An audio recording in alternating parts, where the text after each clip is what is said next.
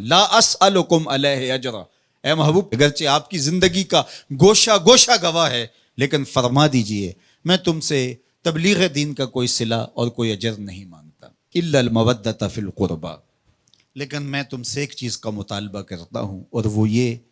کہ میرے قرابت داروں سے تم نے محبت کرنی ہے۔ اب سوال یہ ہے کہ جب تبلیغ دین کا کوئی صلہ نہیں مانگا تو قرابت داروں سے محبت بھی طلب نہ کی جاتی؟ تو اس کا جواب کسی نے کیا خوبصورت دیا،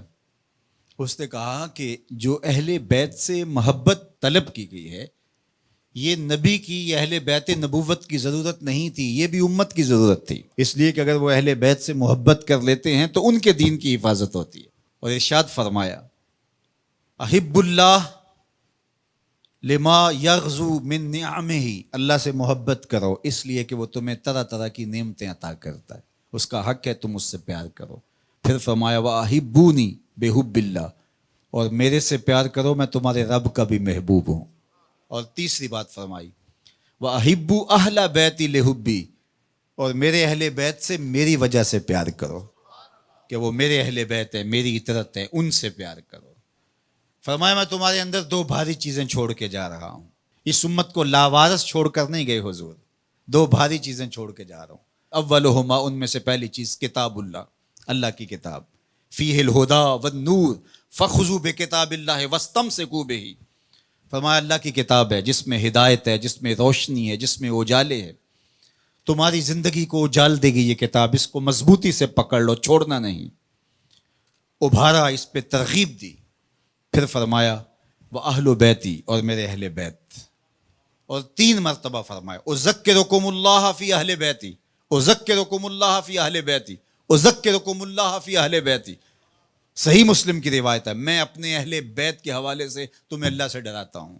میرے اہل بیت کے معاملے میں کوتاہی کا ارتکاب نہ کرنا۔ اچھا میں آپ سے پوچھتا ہوں، جب قرآن مجید موجود ہے تو پھر کیا ضرورت تھی اہل بیت کے دامن کو تھامنے کی، تلقین کرنے کی؟ ایک سوال کھڑا ہوتا ہے، کیا کتاب ہماری ضرورتوں کی کفیل نہیں، ہمارے دکھوں کا مداوع نہیں،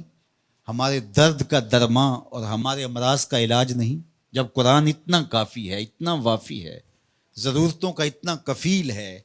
تو پھر اہل بیت کے دامن کو تھامنے کی تلقین کیوں کی گئی؟ تو اس کا جواب یہ ہے، ایک ہوتا ہے علم، ایک ہوتی ہے اس کی عملی مشق،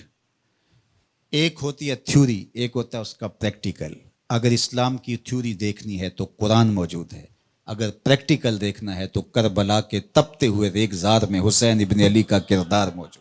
دونوں کے دامن کو مضبوطی سے تھام لو، اور فرمایا کہ اگر تم ان دونوں کے دامن پکڑ لیتے ہو، میں محمد ضمانت دیتا ہوں صلی اللہ علیہ وسلم کہ تم گمراہ نہیں ہوگے۔ یار میرے حضور نے تو ضمانت دی کہ ان کو تھام لو تو تم گمراہ نہیں ہوگے، ہم 73 گروہوں میں بٹ گئے، فرقہ فرقہ ہو گئے، میرے حضور نے تو ضمانت دی تھی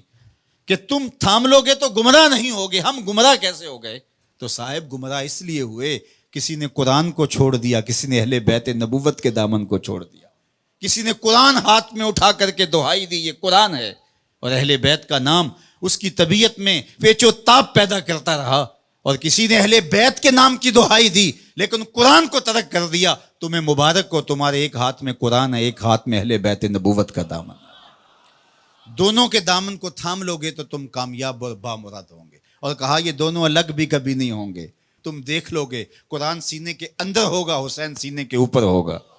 تم دیکھ لو گے کہ حسین کا سر نوکے نیزہ پہ ہوگا، قرآن وہاں بھی حسین سے جڑا ہوا دکھائی دے گا۔